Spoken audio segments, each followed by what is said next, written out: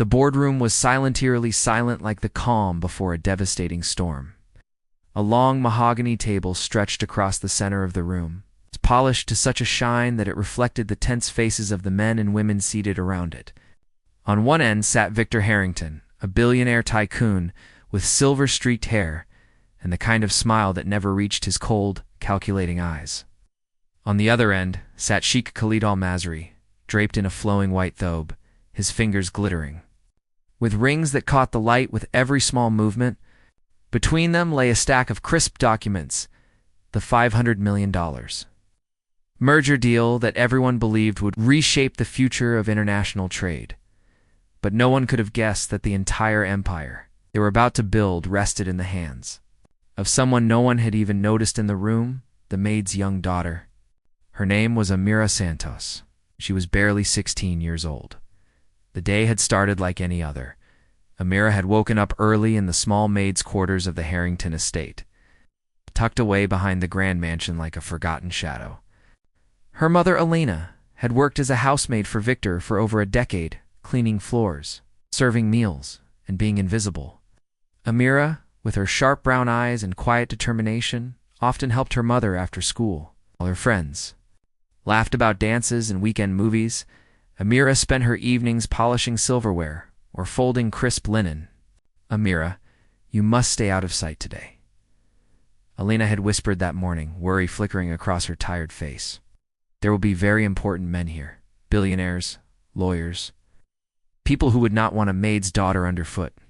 Amira had nodded, but something inside her stirred. She had always been curious, too curious for her own good, her teachers said. Unlike most children her age, she devoured books on economics, international law, and even Arabic phrases she picked up online. Every time she helped dust Victor's massive library, she absorbed the knowledge tucked away in its gilded covers. So while her mother hurried about with trays and orders, Amira lingered in the background of the boardroom, pretending to wipe surfaces, but listening intently. The air was thick with anticipation. Investors whispered. Journalists waited outside the heavy oak doors, and the Harrington staff scurried around nervously. To the world. This $500 million deal was a triumph of partnership between American innovation and Middle Eastern wealth. But Amira felt her stomach twist as she listened.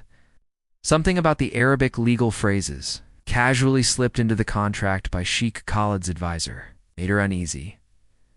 Victor leaned back in his leather chair, a smug grin on his face. "Gentlemen, in a matter of minutes, history will be made. Our partnership will dominate global trade routes." Sheikh Khalid's smile was slow, deliberate.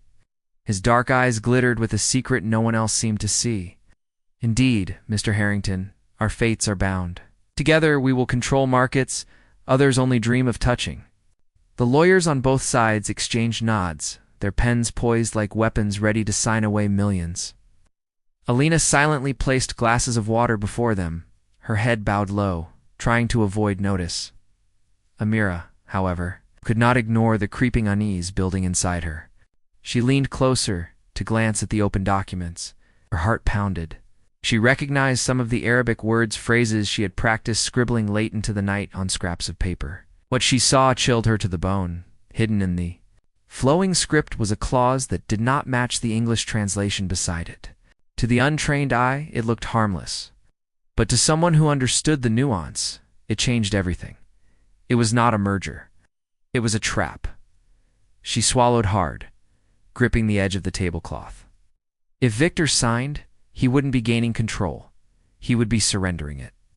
Within months, the Harrington empire, worth billions, would be absorbed into Sheikh Khalid's conglomerate. Victor would become little more than a puppet. "Mom," Amira whispered urgently, tugging at Elena's sleeve. "The contract. We're wrong." "The Arabic says something different." Elena frowned, shushing her quickly. "Not now, Amira. These are matters beyond us. Please keep quiet." But Amira couldn't. She stared at Victor, so arrogant, so blind with greed, and at Sheikh Khalid, who looked moments away from victory. Everyone in the room seemed spellbound by the numbers and promises of wealth. No one was paying attention to the trap hidden in plain sight. Her heart thundered louder than the ticking clock on the wall. Should she speak up? What if she was wrong? What if they laughed at her Maid's daughter trying to lecture billionaires about contracts worth $500 million? She bit her lip, frozen between fear and duty. Victor reached for the pen. Cameras outside began to flash as reporters sensed the moment had arrived. His fingers curled around the golden pen embossed with his initials. He smirked at Sheikh Khalid, confident he was about to seal his greatest victory. Amira felt her throat tighten. This was it. Her mother glanced at her with a warning in her eyes. Don't do it. Stay silent. But Amira couldn't. She took a shaky breath, stepped forward, and said in a trembling voice that cut through the silence, "Wait, don't sign it." The contract hits a trick. The entire room froze. Every head turned toward her. Victor's smile vanished, his brows furrowing in disbelief. "What did you just say?" he demanded, his voice dripping with irritation. Alina gasped, clutching her daughter's arm. "Amira, no. Please forgive her, sir. She doesn't know what she's saying." But Amira pulled free, her voice stronger now. "I do know. The Arabic closet doesn't mean what the English says. It says you're surrendering full ownership after 6 months. You won't own the company anymore, Khalid will?" Gasps rippled through the room. The lawyers exchanged confused glances, flipping through their papers. Sheikh Khalid's face darkened, but he quickly masked it with a soft chuckle. "Child, you must be mistaken. These are matters far beyond your understanding." His voice was smooth, but his eyes flickered with unease. Victor slammed his fist on the table. "Enough of this nonsense. Who let this girl in here? Elena, remove her immediately before she embarrasses herself further." Elena's eyes filled with tears as she tried to pull Amira back. But Amira stood firm, her hands trembling, but her gaze steady. "I may just be a maid's daughter, but I know what I read. Check the clause. Line 47. Subsection C, the Arabic doesn't match. He's lying to you." The room erupted in chaos, lawyers scrambling through pages, investors whispering, Victor shouting. Cameras outside banged against the doors as reporters tried to catch the commotion. And in the middle of it all stood Amira. Small but unyielding, her voice piercing through the storm. The silence that followed Amira's outbursts seemed to stretch for eternity. Papers rustled, chairs scraped, and then like a storm breaking. The room erupted. Victor Harrington stood, his towering frame casting a shadow over Amira. His voice was sharp and venomous. "This is outrageous. I will not allow a maid's child to disrupt a $500 million negotiation. Alina, remove her at once." Alina, trembling, tugged at her daughter's arm. Her face was pale, eyes glistening with humiliation. "Please, Amira, don't make this worse," she whispered desperately. But Amira shook her head, planting her feet firmly on the polished marble floor. Her hands were clenched into fists at her sides, her chest rising and falling quickly. She could feel the eyes of every powerful person in the room drilling into her, some with anger, some with shock, and a few with thinly veiled curiosity. "She's right," Amira blurted again, her voice cracking but steady with conviction. The Arabic words Tamlik Kamalbad Sitat Eshurit means full transfer of ownership after 6 months. But the English translation says renewable partnership. They're not the same. Please, someone read it properly. The lawyers on Khalid's side stiffened, their eyes flicking nervously to the sheik. One of them, a man with slick black hair, snapped shut the folder and barked, "This is ridiculous. Are we really entertaining the ramblings of a teenager?" Sheikh Khalid chuckled softly, spreading his jeweled hands. His calm was unnerving. "Mr. Harrington, it seems your staff has been overly curious. Children often imagine monsters in the shadows where none exist. Let us not insult this gathering with distractions."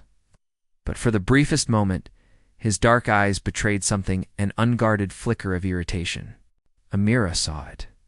And so did one of Victor's attorneys, Daniel Price, middle-aged man with round glasses, who had always been quietly overlooked in the boardroom. He frowned, flipping through the Arabic section with furrowed brows. "Sir," Daniel began cautiously, perhaps it wouldn't hurt to at least confirm the translation. "There is a possibility of misinterpretation," Victor spun on him, rage flashing. "Are you questioning my deal price? Do you think I built this empire by second-guessing myself over the words of a maid's brat?" Daniel shrank back, his cheeks flushing with embarrassment. "No, sir, of course not." Amira's chest ached. She wanted to scream, to shake them all awake. But the weight of their disbelief pressed against her like a suffocating blanket. The investors, seated along the table, whispered among themselves. Some glanced nervously at Khalid, others at Victor.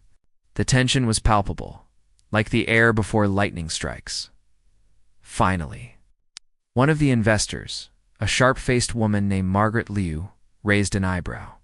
"Mr. Harrington, with all due respect, she may only be a child, but she's raised a serious concern. The credibility of this deal could be questioned publicly if such discrepancies exist. Imagine what the media will say if it comes out later." Victor's jaw tightened. He hated being challenged, but he hated scandal more. He shot Amira a glare so sharp it could cut glass. "Fine, read it aloud then. Let's put this nonsense to bed." A tense hush fell over the room.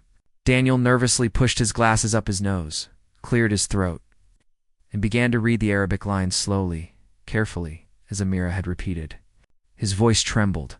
When he finished, he swallowed hard and translated. The literal meaning is, "Full transfer of ownership after 6 months." The room gasped. Investors stiffened in their seats. Alina covered her mouth in shock, tears brimming in her eyes. Sheikh Khalid's smile never faltered, but his jaw ticked almost imperceptibly. "A technicality," he said smoothly, his accent thickening as his composure slipped. "Merely a difference of phrasing. Of course, we meant partnership. Surely you won't let childish semantics derail our future?" But the seed of doubt had been planted. Murmurs filled the boardroom. Victor, red-faced and furious, rounded on Amira. "You little liar. Do you have any idea what you've done?" His booming voice echoed through the room. Amira's lips trembled, but she held her ground. "I only told the truth. If you sign that contract, you'll lose everything." At that moment, the heavy boardroom doors burst open, and a flood of camera flashes lit the room. The press, unable to wait any longer, had pushed their way in. Reporters shouted questions, microphones extended like weapons. "Mr. Harrington, is the deal official? Is it true the contract has hidden clauses? Who is this girl?" Chaos ensued. Victor's face twisted with rage, caught between fury at Amira and panic at the press exposure. Sheikh Khalid, however, leaned back calmly, almost amused, as if he thrived in turmoil. "This is preposterous." Victor bellowed at the cameras. This maid's daughter is spreading lies. She has no authority to speak here." The camera swung toward Amira. Her heart pounded. She wanted to hide, but something inside her refused. She lifted her chin, her eyes shimmering with tears, but blazing with courage. "I may not have authority," she said, her voice trembling, yet loud enough to carry across the room, "but I have honesty. And honesty is stronger than greed." The words hit the room like a hammer. Reporters scribbled furiously. Camera shutters clicked. Investors exchanged uncertain glances. Alina, standing helpless beside her daughter, whispered through tears, "Oh, Amira, what have you done?" But deep down, even she knew. Her daughter had done what no one else dared. Victor's fury boiled over. He stormed toward Amira, pointing a shaking finger at her. "Get out. Both of you. You and your worthless mother are finished here. Do you hear me? Finished." The humiliation burned hotter than fire. Elena's knees buckled, her sobs breaking through the tense air. She clutched Amira, whispering frantically, "We've lost everything. You've cost us everything." Amira's throat ached, but she hugged her mother tightly. "I couldn't stay silent, Mama. Not when I saw the truth." But as the guards approached to escort them out, Margaret Liu suddenly stood, slamming her notebook shut. "Wait. Before we condemn this girl, perhaps we should ask ourselves why such a clause was hidden in the first place. Sheikh Khalid, care to explain?" All eyes turned to Khalid. His calm mask cracked ever so slightly, his eyes narrowing like a predator cornered. He leaned forward, his voice smooth but carrying an undercurrent of threat. "Be careful with your accusations. In my culture, questioning honor has consequences." The room chilled. but Margaret didn't flinch. Neither did Amira, who wiped her tears and whispered fiercely, "The only consequence here is if you succeed in stealing everything from him." Oh, Victor. Torn between his pride and the unraveling chaos, sank into his chair, his face pale. For the first time, he looked uncertain. The deal he had bragged about, the crown jewel of his empire, now teetered on the edge of collapse all because of a maid's daughter. The guards hesitated, unsure whether to remove Amira and her mother. The investors leaned in, whispering fiercely. Daniel fumbled with the contract, rereading every line in panic. The press filmed everything. The world was watching, and in the middle of it all, Amira stood trembling but unyielding, like a lone candle in a storm. She had exposed the trap, but the battle was far from over, because now Sheikh Khalid would not go down quietly. The boardroom buzzed with panic, as though a swarm of hornets had been released. Investors argued in hushed tones, reporters shouted over one another, and Victor Harrington sat pale and sweating, staring at the unsigned contract that suddenly looked more like a death sentence than a golden ticket. Amira stood with her back against the wall, her hand gripping her mother's for strength. Her legs trembled, but her eyes remained locked on Sheikh Khalid. The Sheikh's calm facade had begun to crack. His smile no longer reached his eyes, and his jeweled fingers tapped the table with barely contained frustration. Victor finally broke the tension. He slammed both palms on the table. Enough of this circus. Sheikh Khalid, tell me directly, did you hide this clause? Was this your plan all along? Khalid's eyes narrowed like blades. Careful, Harrington. I offered you an opportunity to rise above your competitors. If your own people failed to read carefully, that is not my crime. It is your weakness. The words hit Victor like a slap. His pride stung, but his greed still whispered in his ear. Perhaps it's a misunderstanding, he muttered, almost to himself. We can renegotiate? Renegotiate? Margaret Liu cut in sharply. You were about to hand over control of your empire for free, and this man calls it weakness. If this goes through, Victor, your investors will abandon you. Do you really want to be remembered as the fool who signed away his fortune to a smiling thief? Reporters scribbled furiously. Cameras rolled. Every word spoken now was ammunition for tomorrow's headlines. Amira took a trembling step forward. It's not just a misunderstanding. It's fraud. He knew exactly what he was doing. All eyes turned toward her again. She wanted to shrink under their gaze. But instead, she reached into her small school satchel, the one she had carried with her earlier while helping her mother. From it, she pulled out a battered notebook filled with scribbled notes in Arabic and English. I've been studying this language for 2 years, she said, her voice shaking but clear. Every evening after finishing chores, I copied words, phrases, legal terms. I knew one day I'd use them. I never imagined it would be here. She opened the notebook to a page covered in carefully handwritten translations. This clause line 47, subsection C, doesn't just give him ownership. It gives him retroactive control over profits and assets. Everything your company earned would be claimed as his. It's not a partnership. It's a takeover. Gasps filled the room. Margaret leaned closer to inspect the notes, her sharp eyes widening. She's right. Look at this. This girl has broken down the exact translation. Daniel Price, the timid lawyer, pushed his glasses higher and nodded. I confirm it as well. I see it clearly now. It's deliberate deception. For the first time, Khalid's composure shattered. His smile disappeared, replaced with a cold sneer. You dare accuse me?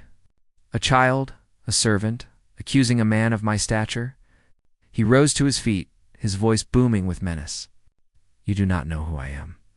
Amira's knees shook, but she lifted her chin. I know enough.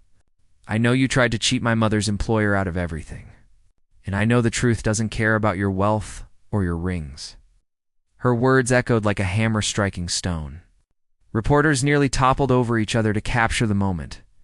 Victor sank back into his chair, clutching his head in disbelief.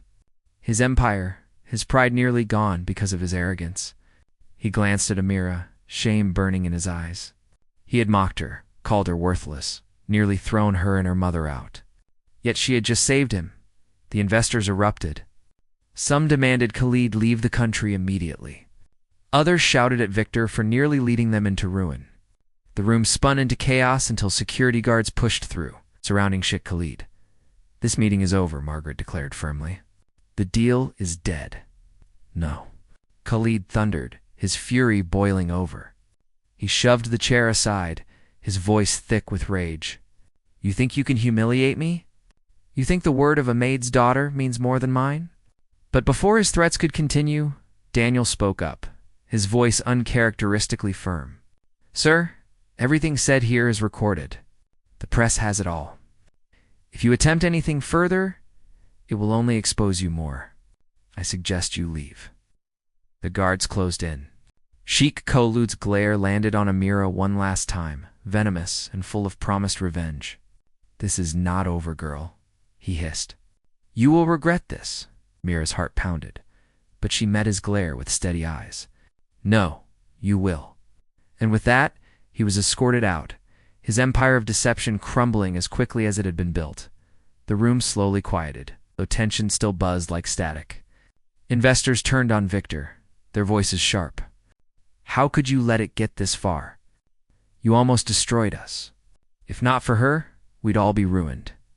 Victor buried his face in his hands. The image of his golden reputation was shattered, and all because he had been too blinded by greed to listen to reason or to a maid's daughter at last. He turned toward Alina and Amira. His face was pale, his lips trembling. I don't know what to say." Lena shook her head, tears streaking her cheeks. "You don't need to say anything, sir. For years, I served you faithfully. I stayed silent when you looked through me like I was invisible. But today, it was my daughter whom you mocked that saved you." Victor's throat tightened. He looked at Amira, her small frame standing tall, despite the storm she had just endured. You've done what none of my lawyers, none of my advisors could. You've saved everything." Amira's eyes glistened. "I didn't do it for you," she said softly. "I did it because it was right." Her words pierced the room with quiet power. Later that evening, as the press swarmed outside and news outlets exploded with headlines, "Maid's daughter saves $500 million. Deal from fraud." Alina and Amira walked hand in hand through the grand halls of the Harrington estate. For the first time, the staff looked at them not with pity, but with respect. Some even whispered words of admiration. Victor approached them quietly, no longer the arrogant titan, but a humbled man. "Alina, Amira, I owe you both more than I can repay. You exposed a trap that would have destroyed me." He hesitated, then lowered his eyes. "I treated you unjustly, both of you, and for that I am deeply sorry." Elena said nothing, but the look in her eyes was answer enough. She had no desire for his pity. But Amira, though still trembling with exhaustion, lifted her head. "Don't apologize to me. Just remember this. Never underestimate people because of where they come from. You almost lost everything because you judged me before you listened." Victor nodded, shame heavy on his shoulders. The world soon knew the story. Articles praised the bravery of the maid's daughter who had stood against billionaires. Talk shows replayed the moment she spoke truth to power. And though Victor rebuilt his reputation slowly, it was Amira who became the symbol of courage, a reminder that wisdom and strength can come from the most unexpected places. That night, as Amira lay in bed, her mother stroked her hair gently. "I was so afraid, Mihija, but you were fearless." Amira smiled faintly, her eyelids heavy. "I was afraid, Mama, but I was more afraid of staying silent." This story reminds us that truth and courage are not bound by wealth, age, or status. Sometimes the smallest voice carries the greatest power, and the people the world overlooks can change it forever. Never underestimate anyone, for wisdom often hides where pride never looks.